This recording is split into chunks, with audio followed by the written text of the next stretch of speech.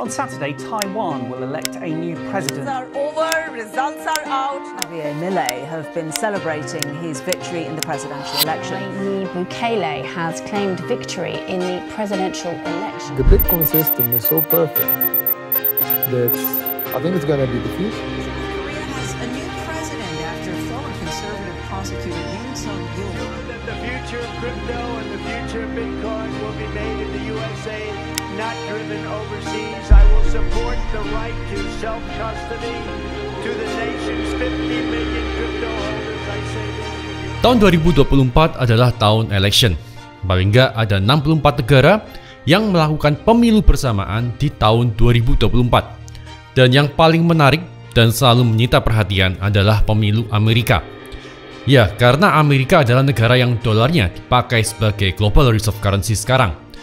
Jadi kondisi politik dan kebijakan-kebijakan di Amerika akan mempengaruhi market dan mempengaruhi geopolitik di seluruh dunia.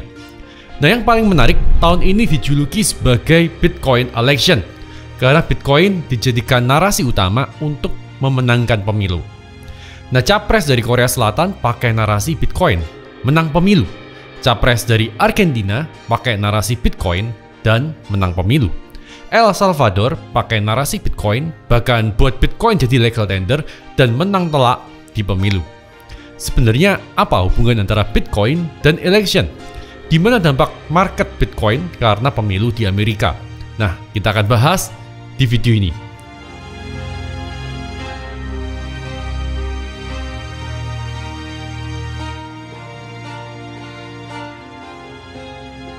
Untuk memahami kondisi market pada tahun pemilu, teman-teman harus memahami election cycle theory. Apa itu election cycle theory? Ini adalah teori yang menyatakan return dari market mengikuti sebuah pattern berdasarkan pemilihan presiden Amerika. Teori ini diciptakan oleh Yale Hirsch, founder Stock Traders Almanac. Menurut teorinya, stock market akan perform paling lemah pada saat term pertama.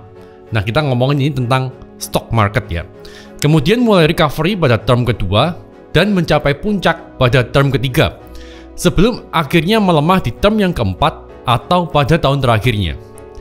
Jadi, berdasarkan election cycle theory, di tahun masa jabatan pertama dan kedua, market gak perform baik atau boleh dibilang bear market. Sementara di tahun ketiga dan keempat, market perform sangat baik, terutama di tahun ketiga. Kenapa bisa gitu? Nah, teorinya sih, setelah presiden terpilih dan menjabat di tahun pertamanya, presiden punya tendensi untuk bekerja memenuhi kepentingan-kepentingan pihak tertentu yang dianggap udah berjasa membantu presiden hingga terpilih. Baru setelahnya, presiden mulai memberikan booster untuk menopang perekonomian agar bisa terpilih kembali. Akibatnya, market kembali bergairah dan mengalami kenaikan. Nah, teori lainnya, di term yang ketiga dan keempat, presiden yang terdahulu udah kasih banyak booster. That's why di term pertama dan keduanya harus direm karena inflasi meningkat cukup tajam, hingga akhirnya akan di-restart lagi dengan policy yang lebih lunak di term ketiga, sekaligus mempersiapkan pemilu yang berikutnya. So, apakah presiden election theory ini valid? Nah, di tahun 2016, peneliti dari Charles Schwab melakukan riset dan menganalisa data antara 1933 hingga 2015. Dari 1933 hingga 2015, rata-rata kenaikan S&P 500 itu 6,34%. Dari data itu, ditemukan return S&P 500 mengalami kenaikan signifikan di tahun ketiga. Nah, di antara 1933 hingga 2018, S&P 500 mengalami kenaikan annual return rata-rata sebesar 82% di tahun ketiga presiden menjabat, menunjukkan data yang cukup konsisten. Nah, kita cek sendiri dengan data yang kita punya sejak 20 tahun terakhir ya. Dari data ini kita bisa lihat ada kenaikan yang cukup signifikan di tahun ketiga dan tahun keempat.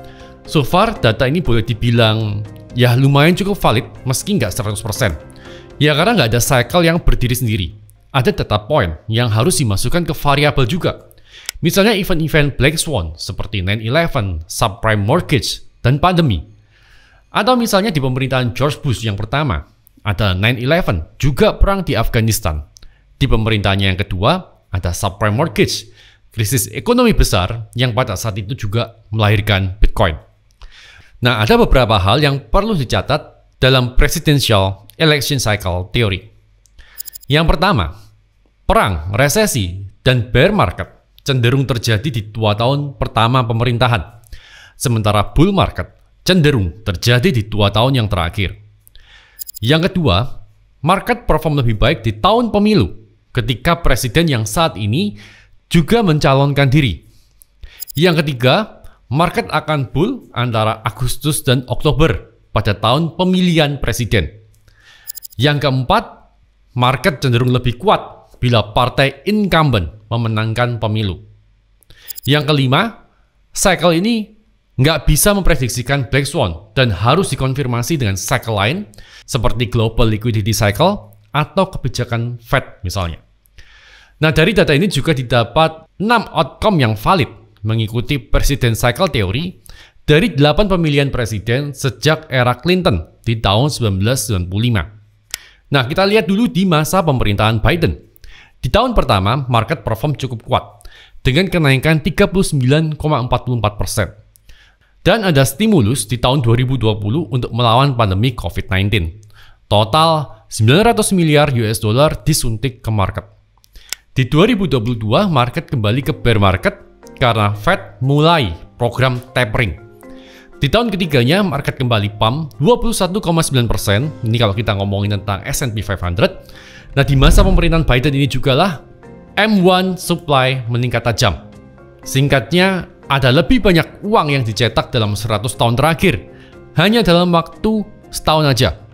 Ya nggak salah kalau harga Bitcoin pump dari $9.000 ke $69.000 US dollar. Orang perlu alternatif hard money, bahkan ultra hard money. Nah, Bitcoin adalah ultra hard money. Gimana dengan pemerintahan Trump? Trump mulai memasuki Gedung Putih di tahun 2017. Dan as expected, S&P 500 nggak perform baik di 2018 karena imbas dari perang dagang. Trump mengenakan tarif pada banyak produk dari Cina. Dampaknya juga dirasakan di seluruh dunia karena supply chain-nya terdisrupt. Di tahun 2019, market terstimulus setelah adanya QE4 di September 2019. Dilanjutkan beberapa stimulus di 2020 untuk memerangi COVID. Dari case Trump ini, cycle presidential election theory boleh dibilang valid. Jadi, apa sekarang hubungannya antara Bitcoin dan election?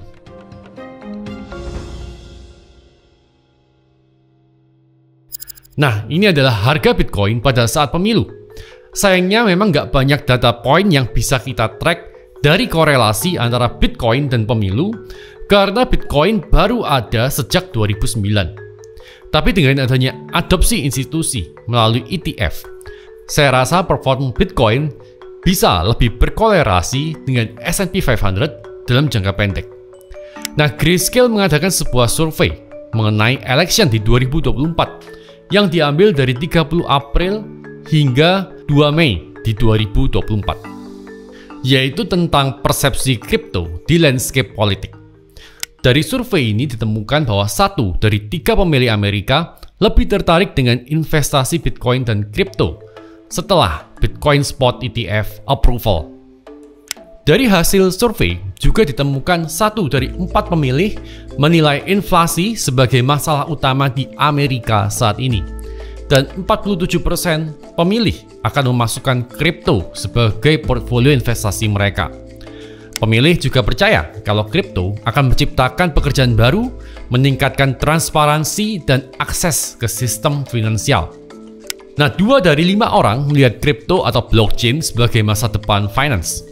Yang menarik, 3 dari 4 pemilih menginginkan kandidat yang lebih update pada inovatif tech atau kripto. Nah, dengan pakai narasi kripto atau Bitcoin, seharusnya kandidat minimal udah memenangkan lebih dari 50% suara. Nah, hal ini diperkuat dengan data yang meningkat dibandingkan dengan survei pada gelombang pertama. Dari survei ini ditemukan juga 7 dari 10 pemilih memiliki aset investasi dan 1 di antara 5 orang memiliki Bitcoin. Nah, Voters mengatakan inflasi telah membuat mereka tertarik untuk memiliki Bitcoin. Anyway, ada data yang menarik sejak 2012 di mana Bitcoin punya perform yang baik pada setahun sebelum tahun pemilu, pada tahun pemilu, dan setahun setelah pemilu. Jadi pada masa pemerintahan ketiga, keempat, dan pemerintahan pertama presiden baru. Nah, bisa kita lihat cycle-nya pada tahun 2012, 2016, 2020, dan kalau valid, ya di 2024 ini. Means, kalau kita 2023 dapat pump, di 2024 dapat pump, dan di 2025 kita bisa dapat pump yang terakhir sebelum kembali ke bear market di 2026 atau pada masa pemerintahan kedua. Nah, yang menarik, pada masa pemerintahan kedua, Bitcoin selalu underperform. So, masih ada kesempatan lebih dari setahun sejak video ini dibuat, guys. Masih belum terlambat, tapi mulai waspada di tahun 2025 nanti menurut saya, terutama di pertengahan tahun. Karena sebenarnya pump kita itu terlalu cepat, bahkan kita udah punya pump sejak sebelum halving. Dan dari data ini ada sesuatu yang sangat menarik, yaitu di masa bull, Bitcoin selalu perform lebih baik dari indeks, dari S&P 500, bahkan lebih baik daripada aset kelas lain. Boleh dibilang kalau menurut saya sih, Bitcoin is the best index ever, karena datanya yang valid banget.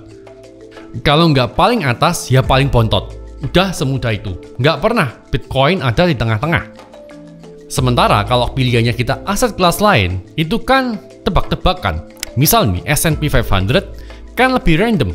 Kadang di atas, kadang di tengah. Dan terbukti, Bitcoin is the faster horse. Salah satu kunci kaya adalah kalian punya faster horse yang konsisten. Nah, Bitcoin terbukti sebagai faster horse yang konsisten. Seandainya ini adalah pacuan kuda, obviously, kuda yang kita pilih adalah kuda Bitcoin, bukan kuda lain. Nah, asik kan kalau kita punya panduan semacam ini? Di belajarbitcoin.com kita sedang develop premium produk baru, yaitu The Almanac, yang bisa bantu teman-teman semua untuk dapat, dalam tanda kutip nih, primbonnya dari berbagai data history yang udah kita olah khusus untuk Bitcoin. Nah, kalau modul ini jadi, kita akan launch jadi salah satu premium produk untuk member belajarbitcoin.com. Nah, sekarang kesimpulannya apa? Di tahun 2024 ini adalah tahun pemilu. Biden mencalonkan diri kembali. Sekaligus tahun di mana berbarengan dengan global liquidity cycle yang terjadi setiap 56 tahun sekali. Plus, market sedang expecting kebijakan Fed yang mengarah ke dovish. Nah, seperti yang saya bilang sebelumnya, global liquidity cycle yang meningkat berkorelasi dengan kenaikan harga Bitcoin. Begitu pula dengan kebijakan Fed yang mengarah ke dovish akan membuat harga Bitcoin ikutan naik. Tapi data point untuk presidential election theory nggak banyak. Dan sama dengan cycle yang lain, masa lalu nggak menentukan masa depan, tapi rhyme. Di Bitcoin ada sebuah pattern. Kalau Bitcoin perform lebih baik 1 tahun sebelum pemilu, di masa pemilu, dan 1 tahun setelah pemilu. Tepatnya Bitcoin nggak perform dengan baik di tahun kedua masa pemerintahan presiden yang baru. Let's say untuk next cycle atau cycle ini itu ada di tahun 2026. Kalau cycle-nya valid 2023, 2024, 2025 kita akan dapat pump. Anyway, teman-teman bisa cocokkan juga dengan cycle-cycle yang udah pernah kita ulas sebelumnya. Misalnya ada banner cycle. Nah, yang ikutin cycle ini sejak 2023, sejak saya post videonya pasti udah cuan melimpah ruah. Karena ini adalah cycle 56 tahun sekali. Nah, teman-teman juga bisa cek video yield curve cycle, business economic cycle, dan cycle harga token kripto. Nah, teman-teman dapat sesuatu yang baru dari video ini, jangan lupa klik subscribe dan like, karena itu bantu teman-teman yang lain untuk temukan video ini.